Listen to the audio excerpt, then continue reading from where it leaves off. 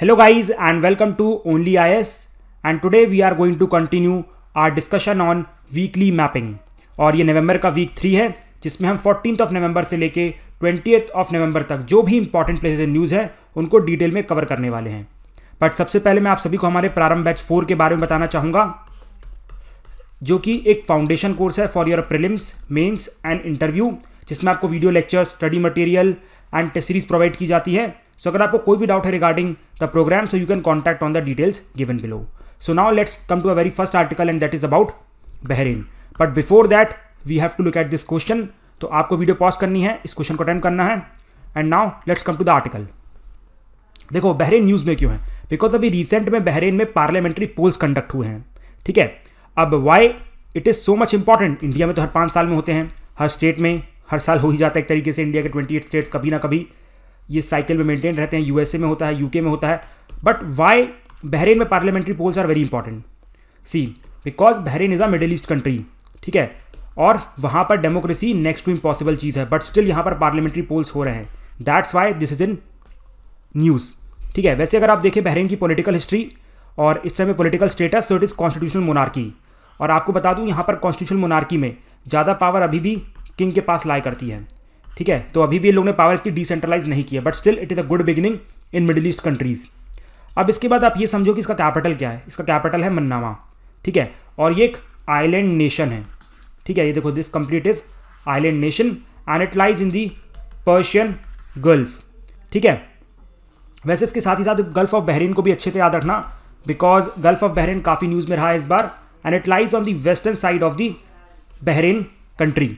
ठीक है, इसके बाद यहाँ पर एक इंपॉर्टेंट माउंटेन है and mountain name is Mount Jabal ad Dukhan, जिसे हम माउंटेन ऑफ स्मोक भी कहते हैं। ठीक है, अब देखो हमने पर्शियन गल्फ की चर्चा की थी, तो एक बार पर्शियन गल्फ की बॉर्डरिंग कंट्रीज देख लेते हैं। ये यूपीएससी के लिए काफ़ी इंपॉर्टेंट है। ठीक है, चालू करते हैं यहाँ से। देखो यहाँ पर छोटा सा पार्ट ओमान का लगता है, याद रखना, this is UAE, this is छोटा सा पार्ट ऑफ ओमान।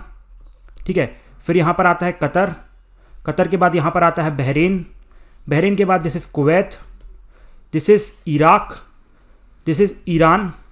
ठीक है, तो ये सारी कंट्रीज़ हो गई। अच्छा, तो आपको याद हो गई हैं? नहीं, तो let me tell you a trick and the trick is सुबी का IQ 0। ये ए छोटा है, मतलब साइलेंट है। ठीक है, देखो S is Saudi Arabia, U is UAE, B is Bahrain, I is Iraq, K is Kuwait, I is Iran, and this is Qatar.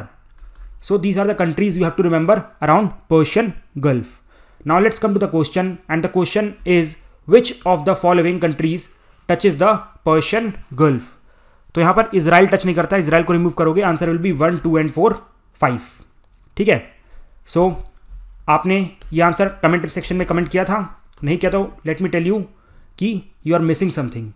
ठीक है, now let's come to the next article and it is about Amazon rain forest. Okay, और first of all you have to attend this question. Okay, now let's come to the article. तो why it is in news. देखो अभी एक report release हुई थी bye WWF, report का नाम था लिविंग अमेजॉन रिपोर्ट 2022। ठीक है, इस रिपोर्ट ने यह बताया कि अभी तक का जितना भी अमेजॉन रेन फॉरेस्ट है 35% ऑलरेडी डिग्रेडेड कंडीशन में है या फिर खत्म होने की कगार में बैठा हुआ है। That's why Amazon rain forest is in news.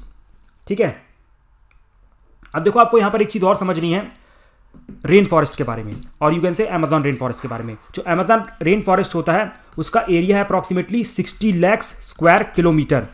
ठीक है, और ये जो 60 लाख स्क्वायर किलोमीटर है काफ़ी कंट्रीज़ में फैला हुआ है। तो आप कमेंट सेक्शन में यहाँ से देख के बताइए कौन कौन सी कंट्रीज़ में हमारा अमेजॉन रेन फॉरेस्ट फैला हुआ है।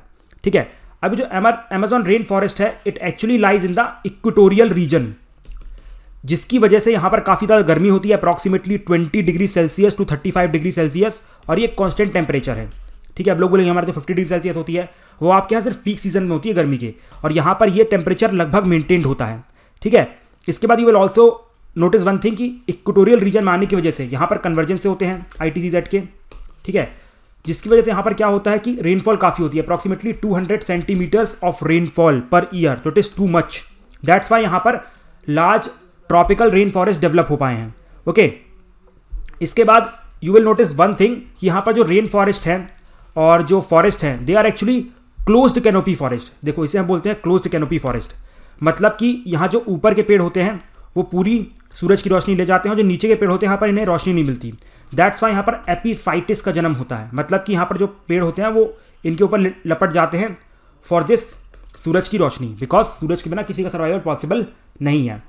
ठीक है, इसके बाद लास्ट में you have to remember some important things कि इसके सराउंडिंग में कौन कौन सी वाटर बॉडीज़ हैं। आपको गिनी आइलैंड देखने को मिल जाएगा, फिर उसके बाद आपको यहाँ पर एंडीज़ देखने को मिल जाएंगे, अटलांटिक ओशन देखने को मिलेगा और उसके बाद ब्राज़ीलियन सेंट्रल प्लेटू।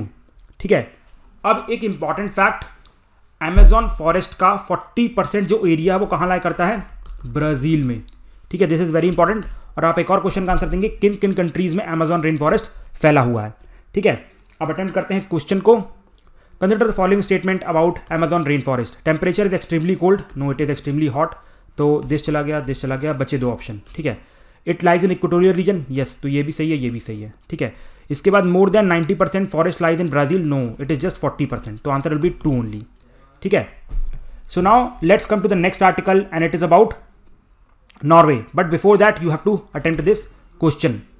फाइन, तो why Norway is in news, because recent में भी क्या हुआ है, 8th Norway India joint working group का मीट हुआ था, कहाँ पर, मुंबई में। So that's why Norway is in news. अब नॉर्वे को देखो, ये हमारा जो स्कैंडिनेवियन पेनिनसुला है, ठीक है, इसका जो वेस्टर्न पार्ट है वो नॉर्वे के द्वारा ऑक्यूपाई किया जाता है। ठीक है, और आप देखोगे जो नॉर्वे है ना, approximately 2/3 of the Norway is what, mountainous, जिसकी वजह से आप देखोगे यहाँ पर जो कोस्टल रीजन्स हैं यहाँ पर मैक्सिमम पॉपुलेशन नॉर्वे की रहती है। फाइन, अब इसके बाद नॉर्वे सिर्फ और सिर्फ 3 कंट्रीज के साथ लैंड बॉर्डर टच करता है। किसके साथ, यहाँ पर हो गया आपका Sweden, this is Finland and this is Russia. ठीक है, लेकिन सबसे ज़्यादा इंपॉर्टेंट है यहाँ पर वाटर बॉडीज़ कि कौन कौन सी वाटर बॉडीज़ के सराउंड करता है इसे। सबसे पहले ऊपर आपको देखा बेरेंट्स सी, ठीक है, दिस इज नॉर्वेजियन सी। ठीक है, उसके बाद यहाँ पर आपको मिलेगा नॉर्थ सी। नॉर्थ सी के बाद यहाँ पर बहुत ही इंपॉर्टेंट स्ट्रेट है which is called as Skagerrak strait. ठीक है, what is strait, strait is a small water body which connects to bigger water body. तो यहाँ पर बताइए कौन कौन सी वाटर बॉडी को स्कागेर स्ट्रेट कनेक्ट कर रहा है। ठीक है, तो आते हैं इस क्वेश्चन पे, which of the following water bodies surround Norway, so it is Barents sea, north sea, both, तो answer will be both 1 and 2। ठीक है, अब आते हैं अपने अगले आर्टिकल में और लास्ट आर्टिकल में, and it is about Afghanistan. तो आप जानते हैं अफगानिस्तान रिसेंट में भी तालिबान और जो भी इसके सराउंडिंग इश्यूज हैं उसकी वजह से न्यूज़ में रह रहा है। ठीक है, तो अफगानिस्तान के बारे में याद रखना, पहले इस बार क्वेश्चन को अटेंड कर लो। ठीक है, पॉज करके। हाँ, तो अब आते हैं अफगानिस्तान पे।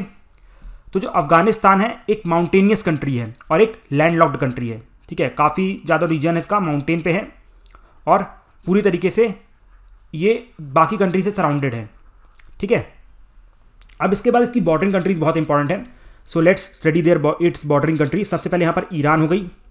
ठीक है, यहाँ पर ऊपर आपको मिलेगी तुर्कमेनिस्तान, फिर यहाँ पर उज़्बेकिस्तान। ठीक है, इसके बाद यहाँ पर ताजिकिस्तान और इसके बाद चाइना। देखो ये जो छोटा सा पार्ट दिख रहा है ना, ये चाइना से कनेक्ट होता है, वखान कॉरिडोर है यहाँ पर चाइना। लेकिन ये जो वखान कॉरिडोर है यहाँ से actually accessibility to Afghanistan is quite difficult. यहाँ पर मतलब इंफ्रास्ट्रक्चर रूट्स नहीं बनाए जा सकते हैं, but still China is trying, China can do anything. फिर यहाँ पर आपको इंडिया का ये जो गिलगित बल्तिस्तान वाला पार्ट है वो लगता है वो दिखाई देगा। ठीक है, और उसके बाद एंड में पाकिस्तान यहाँ पर दिखाई देगा। Okay, done. अब इसके अलावा कुछ और इंपॉर्टेंट इन्फॉर्मेशन अबाउट अफगानिस्तान। ये जो सदर्न रीजन है ना, यहाँ पर आपको पश्तून्स देखने को मिलेंगे। ठीक है, यहाँ पर जो नदर्न वाला रीजन है यहाँ पर आपको ताजिक्स देखने को मिलेंगे, और दिस रीजन, ये जो सेंट्रल वाला रीजन है यहाँ पर आपको हजारा कम्युनिटी देखने को मिलेगी। ठीक है, अब इसके बाद इंपॉर्टेंट चीज़ आपको याद रखनी है, दैट इज़ हेरात। हेरात में हमारा सलमा डैम है। ठीक है, इसके बाद यहाँ पर जरांज है, जरांज के ऊपर आपको मिलेगा यहाँ पर डेलाराम, और ये जरांज डेलाराम हाईवे कनेक्ट होता है किससे, चहाबहार पोर्ट से, which is located in Iran. फिर यहाँ पर कंधार, गजनी इंपॉर्टेंट सिटी, काबुल और ये मज़ार शरीफ। तो यहाँ पर ये जो इन सिटीज़ को कनेक्ट करके हमारा बनता है क्या, ring road of Afghanistan. So these are the important information about Afghanistan. And now this is the question. So the Central Asian countries touching Afghanistan, तो China is not a Central Asian country, remove कर दो, remove कर दो, remove कर दो। Answer will be 2, 3 and 4, that is Turkmenistan, Uzbekistan, Tajikistan. Kazakhstan does not share border with Afghanistan. ठीक है, so with this we conclude our today's article. Now we are going to meet in the next video with some more stuff. Till that time, thank you and have a nice day.